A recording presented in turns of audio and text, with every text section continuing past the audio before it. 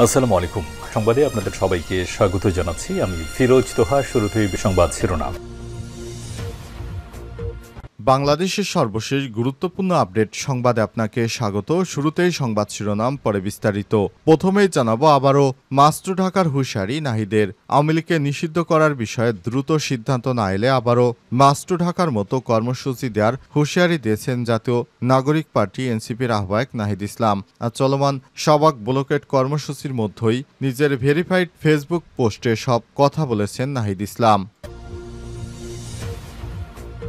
জানাবো আলহামদুলিল্লাহ, ভারতে পাল্টা হামলা শুরু করেছে পাকিস্তান। হিন্দুত্ববাদী নরেন্দ্র মোদীর দিন শেষ।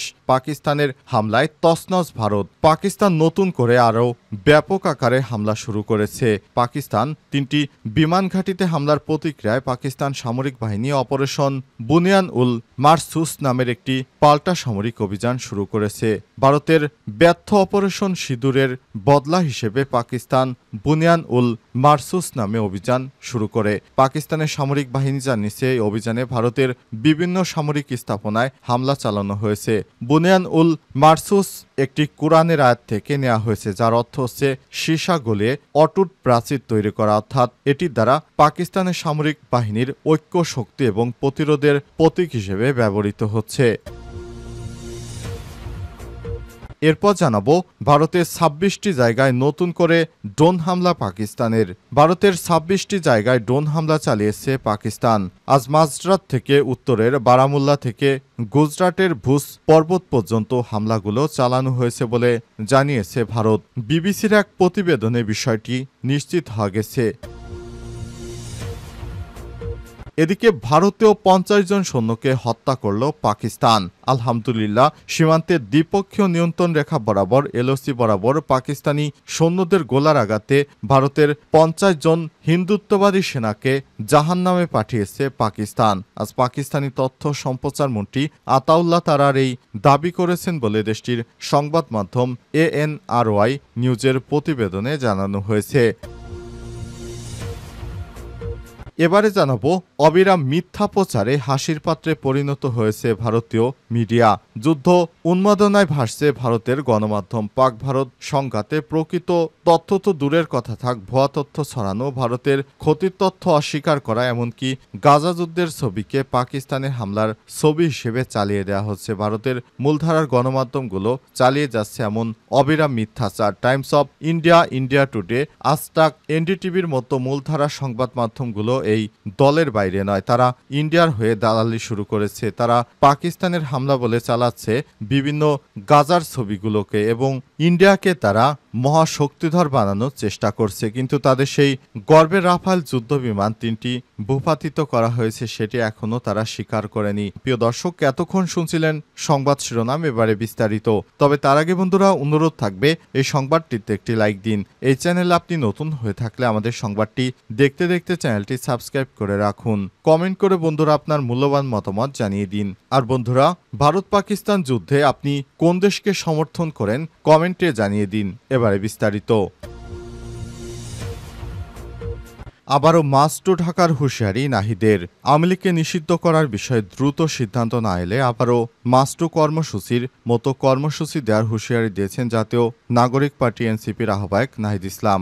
আজ চলমান সবাক ব্লকেট কর্মসূচির মধ্যেই নিজের ভেরিফাইড ফেসবুক পেজে এক পোস্টেই হুঁশিয়ারি দিয়েছেন তিনি। অন্তর্বর্তীকালীন সরকারের সাবেক উপদেষ্টা ফেসবুক পোস্টে বলেছেন, শাহবাগে অবস্থান চলমান থাকবে, দলমত নির্বিশেষে আওয়ামী লীগ ও দেশের সার্বভৌমত্ব প্রশ্নে জুলাইয়ের সকল শক্তি এক থাকবে, এটাই প্রত্যাশা। ঢাকা শহরের বিভিন্ন স্থানে ব্লকেড চালু হয়েছে। দ্রুত সময়ের মধ্যে সিদ্ধান্ত না আসলে সমগ্র বাংলাদেশ আবারও ঢাকা শহরে মার্চ করবে। নাহিদ ইসলাম আরও বলেছেন, দেশের সার্বভৌমত্ব বিরোধী, স্বাধীনতা বিরোধী, জুলাই বিরোধী, গণতন্ত্র বিরোধী, ইসলাম বিরোধী, নারী বিরোধী, মানবতা বিরোধী, ফ্যাসিস্ট, সন্ত্রাসী, মুজিববাদী সংগঠন আওয়ামী লীগকে নিষিদ্ধকরণে বাংলাদেশপন্থী সকল শক্তি ঐক্যবদ্ধ হই। আওয়ামী লীগ নিষিদ্ধের দাবিতে প্রধান উপদেষ্টার বাসভবন যমুনার সামনে বৃহস্পতিবার দুপুরে প্রধান উপদেষ্টার বাসভবন যমুনার প্রধান ফটকের সামনে বিক্ষোভ করেছে। এরপর শুক্রবার বিকেল থেকে আওয়ামী লীগ নিষিদ্ধের দাবিতে শাহবাগে ব্লকেড কর্মসূচি চলছে।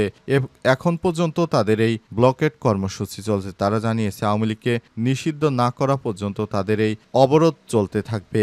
এই অবরোধের কারণে শাহবাগে শুধুমাত্র বিএনপি ছাড়া সব রাজনৈতিক দল অবস্থান করছে। তারা জানিয়েছে আওয়ামী লীগকে নিষিদ্ধ না করা পর্যন্ত তারা রাজপথ ছাড়বে না। আওয়ামী লীগকে নিষিদ্ধ করার পরে তারা ঘরে ফিরে যাবে। এছাড়াও বিভিন্ন থানা ও ইউনিয়ন পর্যায়ে আওয়ামী লীগ নিষিদ্ধের জন্য তারা কর্মসূচি চালিয়ে যাওয়ার সিদ্ধান্ত নিয়েছে এবং এরই ধারাবাহিকতায় এনসিপির পাশাপাশি বিভিন্ন রাজনৈতিক দল তাদের নেতাকর্মীদেরকে নিয়ে তারা সঠিকভাবে তাদের সেই কার্যক্রম চালিয়ে যাচ্ছে।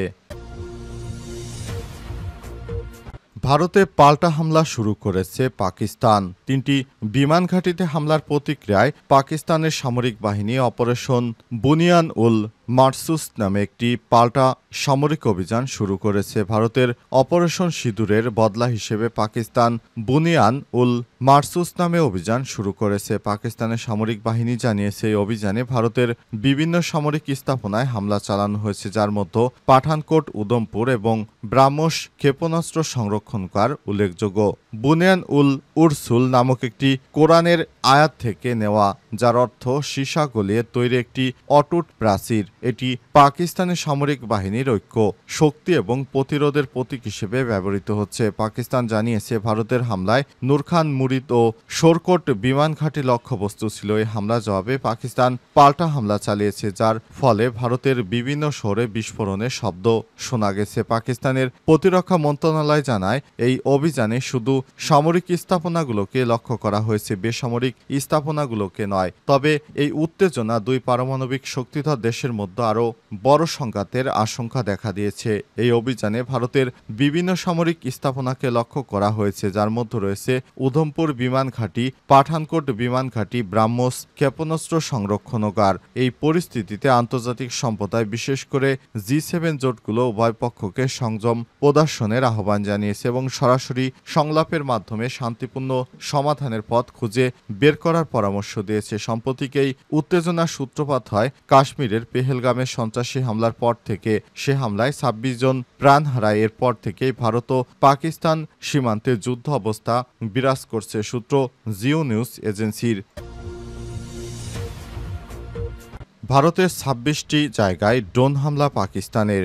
ভারতের 26টি জায়গায় ড্রোন দিয়ে হামলা চালিয়েছে পাকিস্তান। শুক্র ও শনিবার মাঝরাতে উত্তরের বারামুল্লা থেকে গুজরাটের ভুজ পর্বত পর্যন্ত হামলাগুলো চালানো হয়েছে বলে জানিয়েছে ভারত। আজ বিবিসি তাদের প্রতিবেদনে এই তথ্য নিশ্চিত করেছে। ভারতের প্রতিরক্ষা মন্ত্রণালয় জানিয়েছে শুক্রবার ও শনিবার মাঝরাতে উত্তরের বারামুল্লা থেকে গুজরাটের ভুজ পর্যন্ত 26টি জায়গায় ড্রোন হামলা হতে দেখা গেছে। সব সন্দেহভাজন সশস্ত্র ড্রোন বেসামরিক এবং সামরিক লক্ষ্যবস্তুতে আঘাত হানার চেষ্টা করেছিল বলে মন্ত্রণালয় জানিয়েছে। বারামুল্লা, শ্রীনগর, অবন্তিরপোরা এবং নাগরোটা, জম্মু, ফিরোজপুর, পাঠানকোট, ফজিলকা, লালগড়, জাট্টা, জয়সীমার, বার্মের, ভুজ, কোয়ারবেত এবং লক্ষ্মী নালার কাছে এই ড্রোনগুলো দেখা গেছে। পিরোজপুরের একটি বেসামরিক এলাকায় এই ড্রোন হামলা চালানো হয়। ওই হামলায় স্থানীয় অনেক বাসিন্দা গুরুতর আহত হয়েছে। আহতদের হাসপাতালে চিকিৎসা দেওয়া হচ্ছে এবং নিরাপত্তা বাহিনী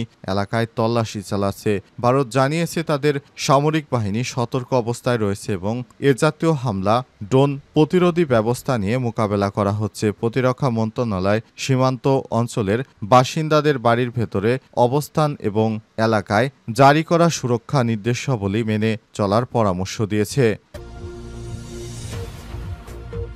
ভারতীয় 50 সৈন্যকে হত্যার দাবি পাকিস্তানের। সীমান্তের দ্বিপক্ষীয় রেখা বরাবর এলওসি বরাবর পাকিস্তানি সৈন্যদের গোলার আঘাতে ভারতীয় 50 জন সৈন্য নিহত হয়েছে বলে দাবি করেছে পাকিস্তান। পাকিস্তানের তথ্য সম্প্রচার মন্ত্রী আতাউল্লাহ তারার এই দাবি করেছেন। তিনি বলেছেন, সংবাদ মাধ্যম ARY নিউজের প্রতিবেদনে জানানো হয়েছে, পাকিস্তানের সংসদের নিম্নকক্ষ জাতীয় পরিষদের এক বিবৃতিতে তিনি বলেছেন, কাপুরুষোচিত শত্রুরা অন্ধকারে আড়ালে হামলা করেছে। দেশটির এই মন্ত্রী আরও বলেন, ভারত রাফাল যুদ্ধ বিমান নিয়ে গর্ব করত এবং যা ইচ্ছে তাই করার করার হুমকি দিয়েছিল। তবে পাকিস্তানের বিরুদ্ধে আগ্রাসন চালানোর সময় ভারতের অপমানজনক ও বিবৃতিকর পরিস্থিতির মুখোমুখি হয়েছে। ভারতকে পাকিস্তানের সশস্ত্র বাহিনী কঠোর জবাব দিয়েছে বলে জানিয়েছে মন্ত্রী তারার। তিনি আর বলেন, পাকিস্তানি বাহিনী ভারতের 5টি যুদ্ধ বিমান গুলি চালিয়ে ভূপাতিত করেছে এবং সেনাবাহিনীর একটি ব্রিগেড সদর দপ্তর গুড়িয়ে দিয়েছে। এতে কেবলই ভারতের বিমানই পড়েনি এবং দেশটির গর্ব চূর্ণ বিচ্ছিন্ন হয়ে গেছে। পাকিস্তানের এই তথ্যমন্ত্রী আরও বলেছেন, পাকিস্তানি বাহিনী নিয়ন্ত্রণ রেখা বরাবর 40 থেকে 50 জন ভারতীয় সৈন্যকে হত্যা করেছে। ভারত এখনও নিহত সৈন্যদের মৃতদেহ উদ্ধার করতে পারেনি। তিনি আর বলেন, আমরা পাকিস্তানে ভারতের সামরিক বাহিনীর ছোড়া ইসরায়েলের তৈরি অন্তত 25টি ড্রোনও ভূপাতিত করেছি। পাকিস্তানের আকাশ প্রতিরক্ষা ব্যবস্থা ধ্বংস করার জন্য ভারতের সব ড্রোন মোতায়েন করে রেখেছিল। পাকিস্তানের ক্ষতির করার ভারতীয় প্রচেষ্টা নস্যাৎ করা হয়েছে এবং দেশটি এখন অপমানের মুখোমুখি হয়েছে। এদিকে পাকিস্তানে ভারতের চালানো অপারেশন সিঁদুরে শতাধিক নিহত হয়েছে বলে দাবি করেছে নয়াদিল্লি। আজ দুপুরের দিকে রাজধানীর নয়াদিল্লিতে সর্বদলীয় এক বৈঠকে দেশটির প্রতিরক্ষা মন্ত্রী রাজনাথ সিং এই দাবি করেছেন। এর আগে বুধবার ভারতের সরকারের একাধিক সূত্র পাকিস্তানে হামলায় অন্তত 70 জন নিহত হয়েছে বলে দাবি করেছিল। সন্ত্রাসী কাজে ব্যবহৃত অবকাঠামো ধ্বংস করে দেওয়ার দাবি জানিয়েছে ভারতীয় সেনাবাহিনী।